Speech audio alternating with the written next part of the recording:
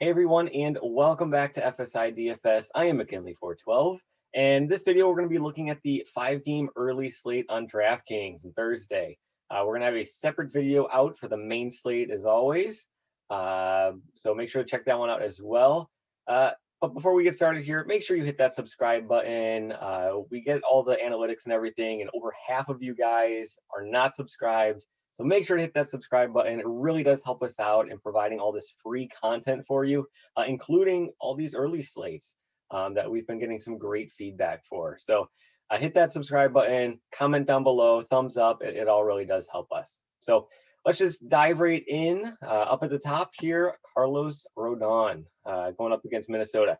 10.2K. He's clearly the top pitcher on the slate. His strikeout rate is elite. It's at 36.2%, and it's at 37.7% against right-handed batters, which Minnesota, chock full of right-handed batters. There could be 6-7 righties in their lineup on Thursday. So Rodon, clear-cut number one. I don't have any issue paying 10.2K for him. You're just going to be plugging him into your cash lineups, or at least I am, and then going on from there. Below him, we got Berrios at 9.4K. Other side of this game, going up against Rodon. He's been doing pretty well. He has a nice little floor here. 9.4K is a little bit more than I would like to pay for him. But you can see he does have a nice floor. He is going up against a White Sox team that does have some strong bats. But being a right-handed pitcher, it does boost him up a little bit just because Chicago can struggle against the right-handed pitchers. So Berrios, nice floor. I'm not saying he's a fade at all, but I do think there are better options on this slate, especially in cash for your SP2. Manaea, he's one of those guys. I think if I had to choose between Manaea and Berrios, I would lean Manaea in cash. You can kind of see his form and just the floor that he provides. It's the same, if not better, than Berrios, and he's cheaper, and he's in a better matchup than Berrios is as well. So Manaea, 25% strikeout rate on the season. It is going up, though. You can see his strikeout rate in past 2 games is climbed against some decent teams in New York and in San Francisco. So I like Manaea over Berrios if in a vacuum there. Kikuchi going up against Toronto. When I first saw Kikuchi going up against Toronto, I was like, nope, not interested in him just because, you know, the Toronto bats and how good they are. But diving deep into the numbers with Kikuchi, I guess I have just kind of overlooked him on the season of just like how consistent he has been. It's phenomenal. Look at this game log here. Mid-20s, a couple blips here and there, but he is consistent in and out every single start. And it's not like he's facing nobody. He's facing Houston. He's facing the Dodgers. Oakland's not a bad team. LA Angels, Tampa Bay, Chicago White Sox. These are good to great offenses that he is facing, and he is still providing a solid 2 to 3 times value on his salary. So going up against Toronto, it can be scary. They're chock full. They can fill out a lineup of all right-handed bats going against left-handed Kikuchi here. But Kikuchi, right-handed hitters against him this season are only hitting 213. So definitely you need to keep your eyes on Kikuchi here. I think he can make a great GPP play. I don't think he's going to be that popular going up against a strong Toronto offense, but I think he's totally viable. I mean, if you're really unable to get up to like Manaea, I think Kikuchi could make a fine play just because of how consistent and the floor that he can provide. Below those 4, I don't have too much interest. EOVALDI, nice matchup against Kansas City, but I prefer Kikuchi at 300 over him. Ryu going up against Seattle. Now, Ryu, he's got some nice numbers. He's got poor form, but he's got nice numbers. Seattle strikes out a lot against left-handed pitching. They strike out the second most in the entire league, 28.2% against left-handed pitching.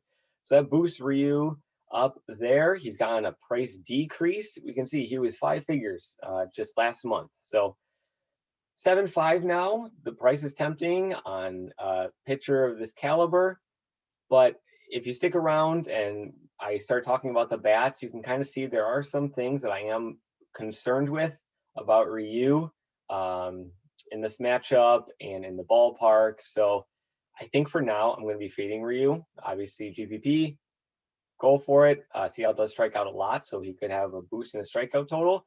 But let me tell you, the strikeout rate, yikes, 3.4, 3.31. Not too great. Below him, just not interested. Canning, he's a reverse splits guy, so even though he's a right-handed pitcher, right-handed bats hit him harder. And who's full of right-handed bats? The Yankees. Montgomery, he's a lefty. LA Angels, one of the best teams in the league against left-handed pitching. Dunning, not interested. Bubich, no. So that kind of wraps up the pitching. Looks a lot like how, let's see, was it Thursday, Wednesday night?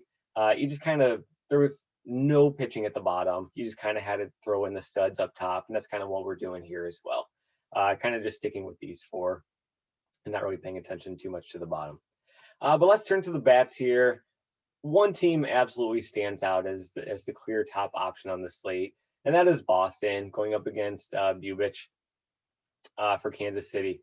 Bubich, he's just not a good pitcher, and Boston has some serious right-handed power and right-handed talent in their lineup that can really get at him. Guys that I'd be looking at for sure, Xander Bogaerts might be the top option, the top hitter on the slate here.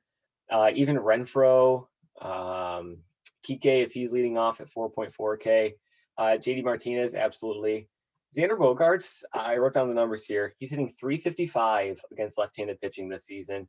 In the past month, Xander Bogaerts against left-handed pitching is hitting over 500. He's got a 526 batting average against left-handed pitching in the month of June. So he's in a smash spot here. 5.5K. I don't think there's going to be too much salary issues. I think there's enough value out there that you're able to jam these guys in for sure. Renfroe, 4K. He's also just smashing left-handed pitching this season. He's hitting 364 against them. Kike Hernandez, nice leadoff in one of the top teams on the slate. So Boston, clearly your number one option. You can make a case for LA as well, going up against Montgomery, just because of how good they are against left-handed pitching. Fletcher, we looked at him on Thursday night, and a couple nights ago we scored him as well. 2.8K. He's been near the top of the order for the Angels, hitting almost 300. Righty-lefty matchup, sub 3K, a great spot on a high-powered offense. I love the value there as well. GPP, some other interests that I am looking at. I love Seattle. So Seattle is going up against Ryu, and I talked about how I was a little hesitant about Ryu when I dove into the numbers a little bit more. So he's got great home numbers. However, if you recall, back on June 1st, the Blue Jays moved their home games from down in Florida to Buffalo. And Ryu has 3 starts in the Florida home ballpark, and he has 3 starts in the Buffalo home ballpark. And the splits could not be any more extreme. In Florida, his home splits, he had a 0.89 ERA, 21 strikeouts, a whip of 0.885. So just all remarkable numbers. Only let up 1 home run, everything. So sub 1 ERA, whip crazy low, doing great. His 3 starts in Buffalo, though, at home. You can see it. It's this Baltimore game, this New York game, and the Houston game. 2 great offenses. Baltimore, not so much. But his ERA in those games is 6.38. So 6.38 ERA compared to the 0.89. He only has 7 strikeouts in these 3 games. You can see 3, 3, and 1. And his strikeout rate totals have just plummeted. I don't know what happened June 1st. I mean, June 1st, he moved to Buffalo. But it just disappeared. I don't know what's going on with him. So his whip is skyrocketed. It's doubled from what it was down in Florida. and he's allowing a lot of home runs as well, as you can see. So I think Seattle makes for a phenomenal GPP play, and they are very, very cheap. So I'm looking at the Seattle righties.